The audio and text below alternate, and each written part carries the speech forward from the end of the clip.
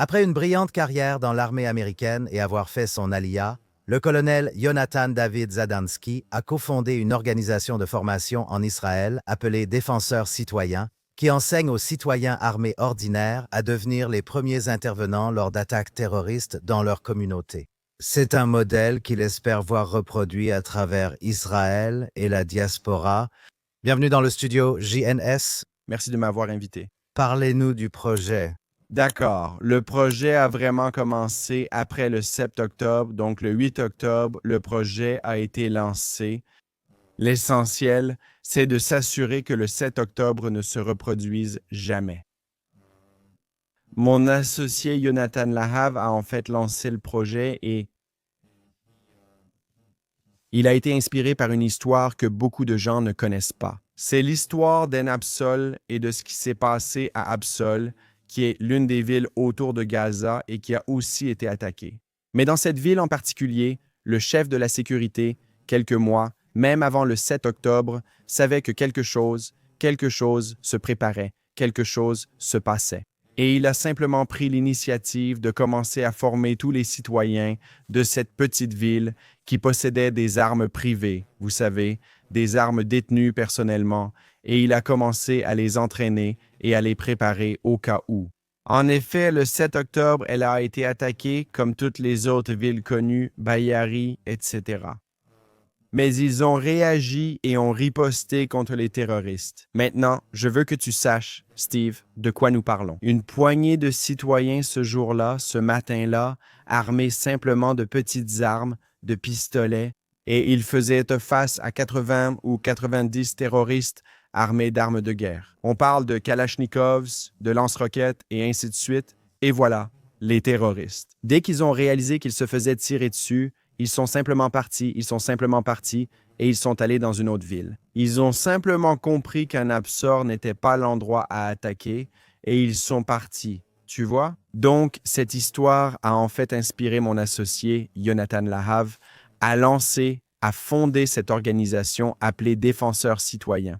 Et grâce à Dieu, ça se passe très bien et ça prend beaucoup d'ampleur. Nous avons déjà inscrit notre première ville, Afula, qui compte 70 000 habitants. Le maire, tout de suite, vous savez, nous n'avons même pas eu à le convaincre. Il était déjà convaincu dès le départ. Il a dit, c'est exactement le projet dont nous avons besoin et à partir de là, nous avons foncé, nous avançons à toute vitesse. Eh bien, parlez-nous un peu de TACLIS, comme on dit en hébreu, comment ça fonctionne concrètement, le programme de formation. Donc, sur le terrain, ça fonctionne comme ça. D'abord, nous identifions les personnes qui conviennent, les bonnes personnes pour faire partie de cela, vous savez, les défenseurs citoyens. Donc, nous ne les embauchons pas, mais nous recrutons ces volontaires. Une fois qu'ils sont recrutés, nous les formons, nous les équipons et ils doivent suivre 3 grandes sessions de formation en une année. Il y a donc la formation avancée, Il y a la formation de base, suivie de la formation intermédiaire, puis de l'exercice final complet. La formation avancée avec un exercice de tir réel. Ils le sont une fois qu'ils sont validés, je parle en tant que groupe, on parle d'un groupe de 12 à 15 volontaires.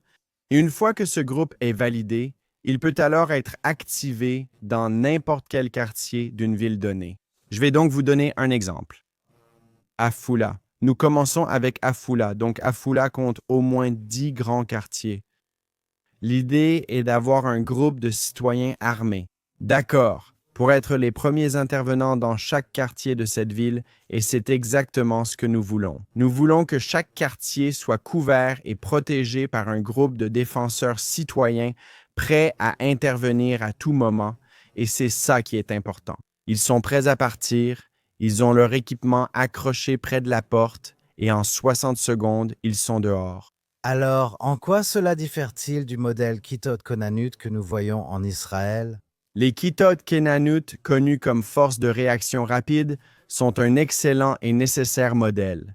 Cependant, ils ne peuvent pas réagir en quelques minutes et je peux vous l'assurer par expérience, étant membre d'une force de réaction rapide. Tu parles à la fois d'Ephrad et de Hashmonaïm.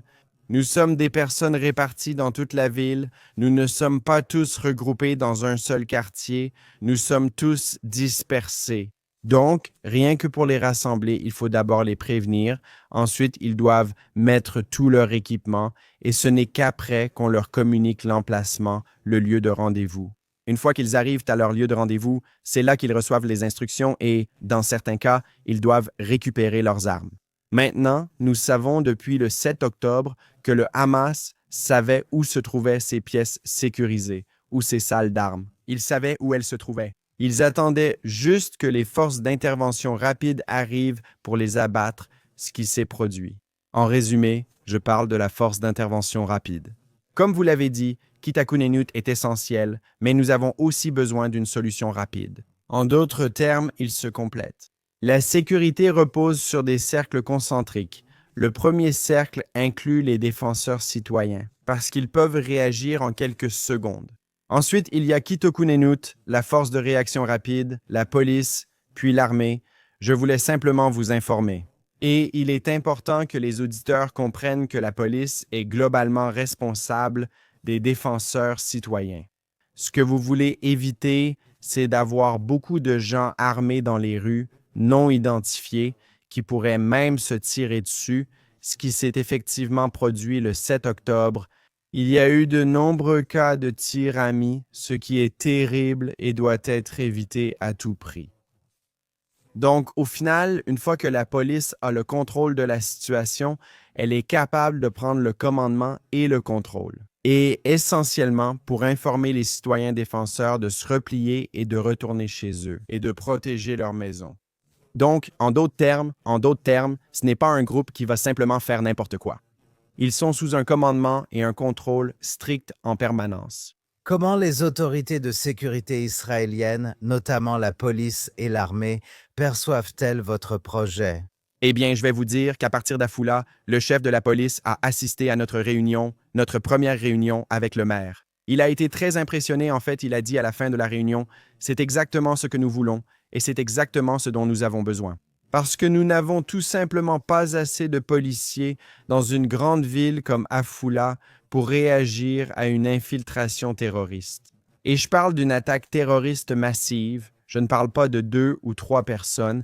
Je parle d'une centaine de combattants, de terroristes ou plus. Ils seraient rapidement dépassés et ils ont besoin d'une solution comme la nôtre. Et nous parlions tout à l'heure de la façon dont nous voulons que le Hamas et nos ennemis soient au courant de ce genre de programme. Et t'as dit... D'abord, ils seront sûrement au courant. D'accord. Parce qu'ils ont un service de renseignement, ils savent ce qu'ils font et donc ils vont forcément le découvrir. Mais gardez à l'esprit que ce que nous faisons augmente en réalité la dissuasion et c'est ce que nous voulons. Nous voulons qu'ils pensent que nous avons des citoyens armés prêts à intervenir à tout moment. Nous voulons qu'ils le sachent. D'accord. Maintenant, je veux que tu participes. Et au fait, c'était une excellente question. Parce qu'au fond, le Hamas, comme n'importe quel tyran dans le monde, que ce soit l'Iran, la Corée du Nord et tous leurs alliés, ils cherchent des cibles faciles, des cibles faibles. Dès qu'ils voient de la force, ils cèdent. C'est exactement ce qui s'est passé à Ein Apso. Ils perçoivent la force.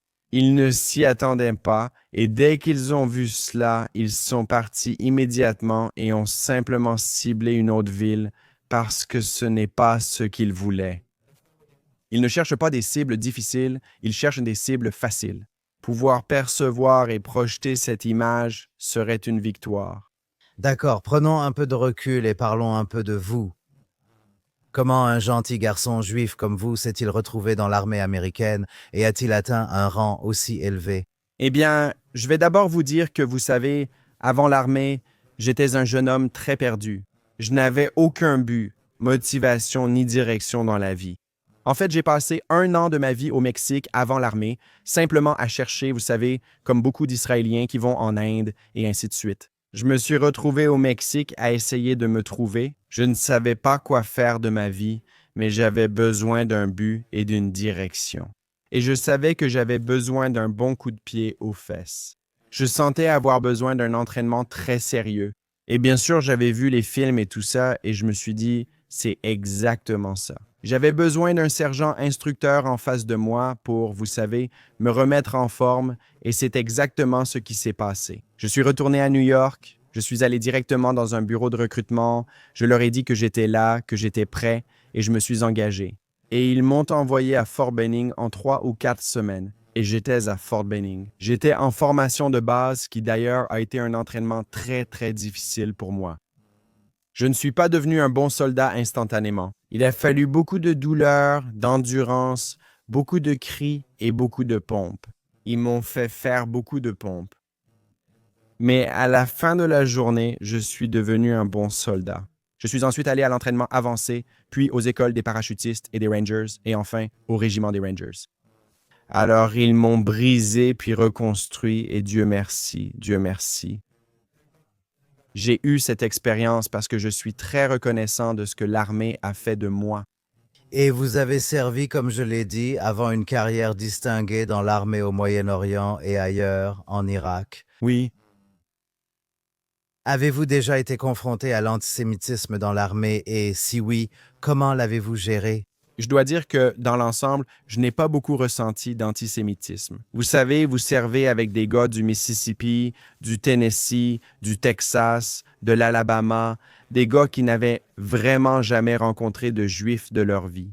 Donc, vous savez, et je ne l'ai jamais caché, c'était toujours. Je n'étais pas religieux d'ailleurs, mais je ne l'ai jamais caché. J'étais très fortement juif et donc je disais clairement, vous savez, oui, je suis juif. Et généralement, la réaction était positive. En fait, il y avait beaucoup de questions et ainsi de suite. Je vais vous dire, je n'ai eu qu'une seule expérience négative. Dès que je suis entré dans le régiment des Rangers, un camarade de mon escouade a décidé de m'appeler Caïque, ce qui, soit dit en passant, ne me plaisait pas. Même moi, je n'avais jamais entendu le mot Caïque. Je savais que ce n'était pas bon, mais tu sais, j'ai lu et je me suis dit, ah, c'est ce que ça veut dire. Ça veut dire en gros un sale juif. Et tu sais, je lui ai dit respectueusement, écoute, tu pourrais arrêter de m'appeler comme ça? Et sa réaction a été, bien sûr, Kai, pas de problème, tu sais, c'était ça la réaction. Et tu sais, quand tu es victime de racisme ou d'antisémitisme, dans l'armée, il existe un processus appelé égalité des chances. D'accord, c'est une étape très sérieuse parce qu'en gros, c'est une plainte officielle. Par la chaîne de commandement, ils viennent avec une unité d'enquête externe et ils enquêtent sur toutes les unités. Ils commencent à interroger les gens, à poser des questions. La formation s'arrête. Il n'y a plus de formation parce que cette unité fait l'objet d'une enquête. Et je me suis dit, tu sais, si je fais ça, je ne pense pas qu'il va me respecter. Je sais qu'il ne me respectera pas. Tu sais, ils vont dire, regarde, tu sais, ce juif a arrêté l'entraînement. Tu sais, on ne fait rien à cause de ce juif qui s'est vexé. Alors, je me suis dit, tu sais, plan B, et je lui ai juste dit, écoute, si tu m'appelles encore une fois Caïque, on va sortir dehors. Et quand j'ai dit ça, ça a été un choc. Parce que, tu sais, beaucoup d'Américains du Sud perçoivent encore les Juifs comme étant faibles et peureux. Quand j'ai fait preuve de force et les regardé dans les yeux, ce gars de l'État de Washington, 1,88 mètres bâti comme un joueur de football américain, d'accord, il ne l'était pas, tu vois, c'était un dur. Je l'ai regardé dans les yeux et j'ai dit, allons, sortons. Et il ne m'a pas vraiment cru, tu vois.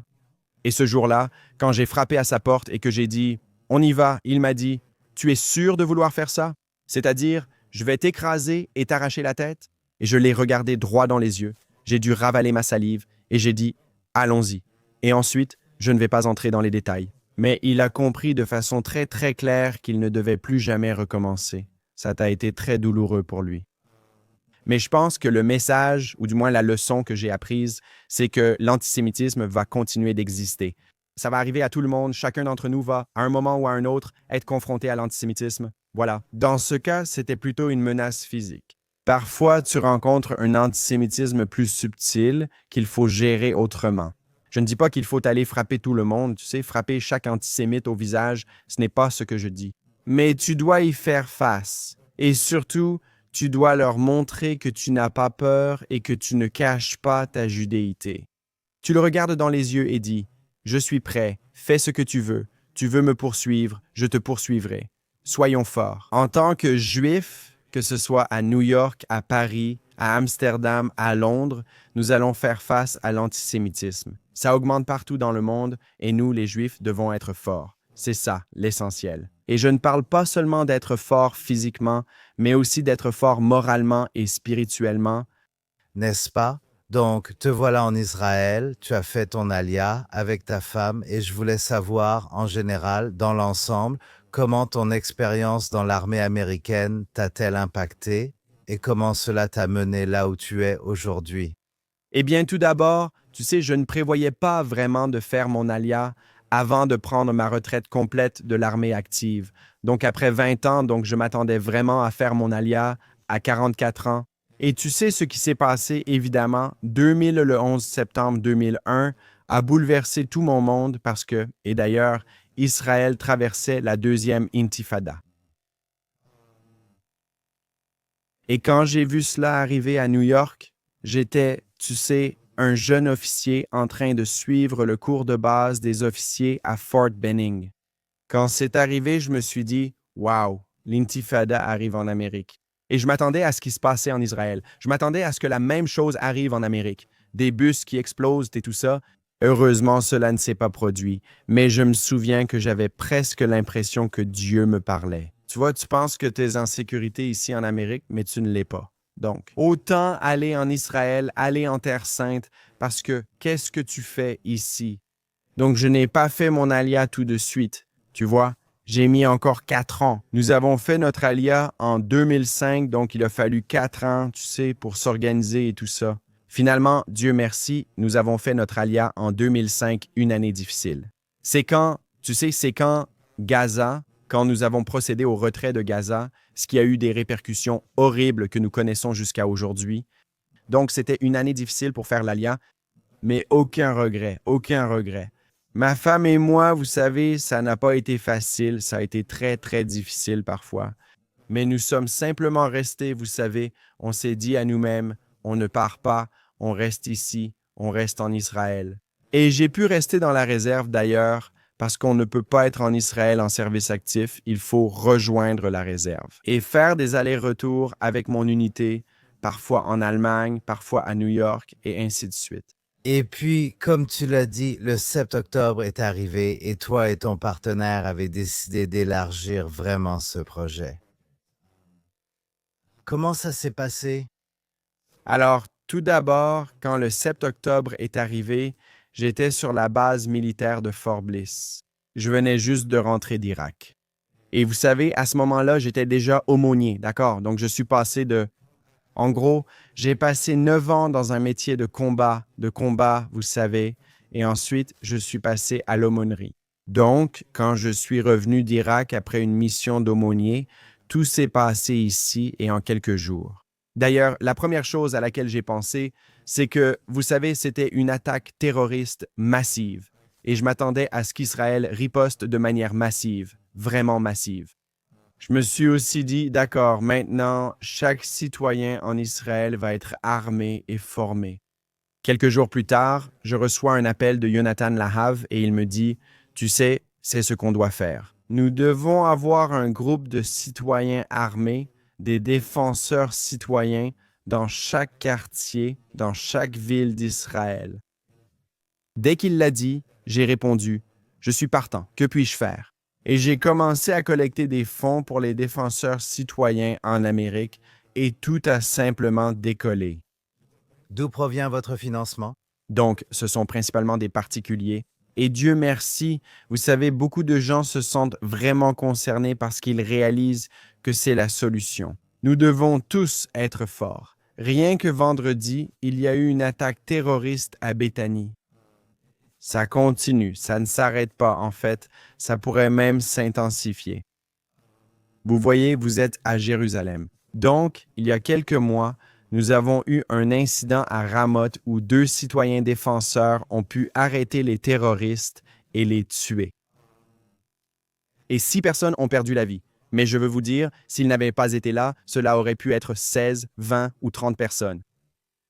Donc, si nous avons des citoyens défenseurs qui sont armés, formés et prêts à intervenir à tout moment, partout en Israël, nous allons sauver des vies. Et vous savez, ceci est pour les auditeurs. Je veux que vous vous rappeliez que ce projet consiste à sauver des vies. Chaque centime ou chaque dollar que nous recevons des dons va directement aux personnes qui s'entraînent à sauver des vies. Et c'est ça le plus important. Si quelqu'un veut en savoir plus sur ce que vous faites et sur le projet, comment peuvent-ils s'y prendre? Nous avons donc un site web, c'est www comme école comme lima.co.il. D'accord, je ne sais pas. Si vous pouvez le dire à vos auditeurs, Nous le mettrons dans l'article. Oui, oui. oui, c'est le site web. S'ils souhaitent faire un don, ils peuvent le faire via Israel Friends, une organisation formidable. C'est une organisation 501c3, donc entièrement déductible des impôts. Ils peuvent verser de l'argent pour soutenir les défenseurs citoyens et Israël qui arrivent sur notre compte, puis nous l'apportons en Israël pour payer nos fournisseurs. Et comme je l'ai dit au début, vous aimeriez aussi que ce modèle soit peut-être reproduit non seulement à travers Israël, Mais aussi dans les communautés juives mondiales. n'est-ce pas? Donc je vais vous dire que ce n'est qu'une question de temps avant que défenseurs citoyens doivent s'étendre à l'international. Nous voyons tout ce qui se passe, que ce soit à New York, Sydney, Amsterdam ou Paris. Ayant grandi en Belgique, je connais très bien la situation à Bruxelles. Mais ce n'est qu'une question de temps, vous savez, chaque synagogue va avoir besoin de citoyens défenseurs, un peu comme les marshals dans les avions, c'est le même genre de concept. Chaque synagogue aura 2 hommes en civil, prêts à défendre cette synagogue, cette communauté, et ils seront formés par nous. Et nous allons les envoyer partout dans le monde pour défendre les communautés juives partout dans le monde. Et c'est ce dont on a besoin. Et encore une fois, je veux que tout le monde soit au courant de cela. Parce qu'à un moment donné, vous savez, ils vont devoir réfléchir à 2 fois avant d'attaquer une synagogue. Parce qu'il y aura des gars armés et prêts à faire face à toute menace. C'est vraiment la vision, mais pour l'instant, nous sommes très, très concentrés sur Israël. Nous devons maîtriser parfaitement le projet israélien. Il doit être entièrement validé. La formation doit être parfaite. Et en parlant de la formation, je veux que tu saches, Steve, qu'à chaque fois qu'il y a une attaque terroriste, c'est toujours dans un environnement de combat urbain, qui d'ailleurs est le type d'environnement le plus dangereux qui existe. Pourquoi? Parce que chaque fenêtre, chaque porte est une menace et peut être mortelle. C'est tridimensionnel, tu pourrais avoir des terroristes sur les toits, cachés derrière des blocs, derrière des maisons et tout ça. C'est très, très complexe. Au point que même dans l'armée américaine, quand les commandants lancent une mission de combat urbain, ils savent qu'ils vont probablement subir un taux de perte de 40%. Donc, et là, on parle de soldats entraînés, en fait, des meilleures unités, et je pense aux Navy SEALs. Les Navy SEALs, ils s'entraînent constamment. Ils appellent ça le combat rapproché ou combat rapproché, et c'est tout ce qu'ils font parce que c'est tellement complexe. Il faut que vos opérateurs ou vos défenseurs atteignent un niveau de tir réflexe. Ils doivent être capables de tirer de façon réflexe et même instinctive au point de ne plus avoir besoin de viser. Ils pouvaient atteindre leur cible sans blesser personne d'autre, ni civil, ni même, vous savez, leurs camarades soldats. Mais c'est très, très dangereux. Les gens tirent dans tous les sens, il y a de la fumée, ils crient. C'est un environnement très dangereux. Nous l'avons vu le 7 octobre. Alors, votre message final à nos auditeurs, téléspectateurs, comme nous les appelons, qui regardent cela partout dans le monde. Le message final est « Soyez forts ». D'accord? Soyez toujours forts et prêts, restez en forme, apprenez à vous battre. Et ce n'est pas seulement pour vous, c'est pour votre famille, pour vos amis, pour les membres de votre communauté. Il y a une très, très grande mitzvah, un commandement dans la Torah, de ne pas rester indifférent au sang de ton frère, c'est-à-dire de défendre ton frère. Nous devons être prêts à nous défendre et à prendre soin les uns des autres. D'accord, mais pour cela, nous devons être prêts et ne pas avoir peur, ne pas avoir peur. D'accord, crois en Dieu, d'accord. Certaines personnes se sentent parfois déprimées quand je dis cela, car elles pensent « Oh non, on ne veut pas toujours être vigilant. » Je veux te dire quelque chose. Dans Isaïe, il est dit que nous transformerons nos épées en socs de charrue. D'accord, mais le Messie n'est pas encore là. D'accord, nous attendons le Messie, et jusqu'à ce qu'il vienne, garde ton épée et sois prêt à te battre. Nous espérons tous que le Messie viendra bientôt de la belle ville de Jérusalem, peut-être même cette année. Jonathan David Zadansky, merci d'être venu dans le studio de JNS. Bien sûr, ce fut un plaisir.